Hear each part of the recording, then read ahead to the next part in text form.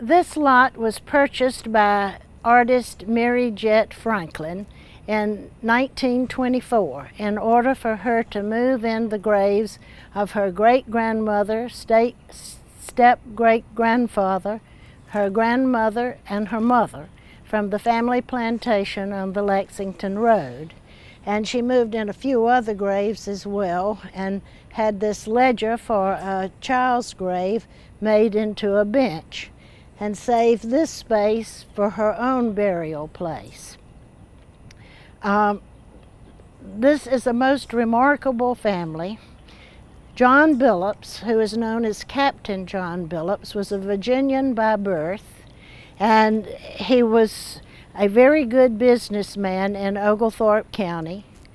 The widows and orphans turned to him to look after their inheritance because they knew him to be an honest man and that he would manage their property to their best benefit. He was a bachelor for many, many years, and then he married a widow, Susanna Carleton, who had first been married to Mr. Cox, by whom she had no less than 10 children.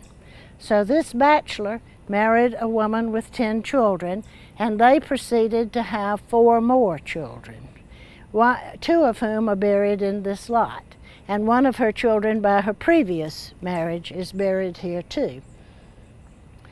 The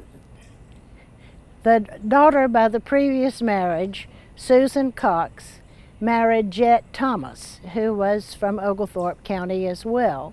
And he is the architect before we had the word architect or the word contractor. He is the man who built Old College, the first permanent building on the university campus. And from here he went down to Milledgeville and built the first state capitol in Milledgeville.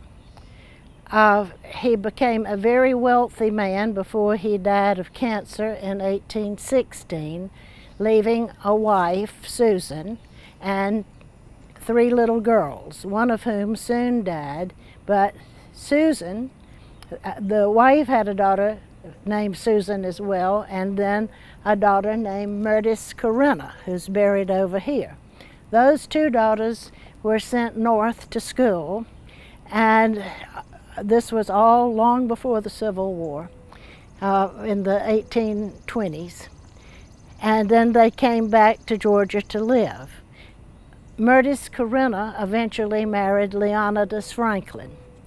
And they had 2 children, Mary Jett, who had artistic ability. But before I get to Mary Jett, I got to tell you about Myrtis, because Myrtis had inherited her grandfather's abilities, engineering abilities, and she designed her own home on Prince Avenue, picked out the timber that was going in it, and it had a gravity-fed water system in 1840, and no other house in Athens had a gravity-fed water system.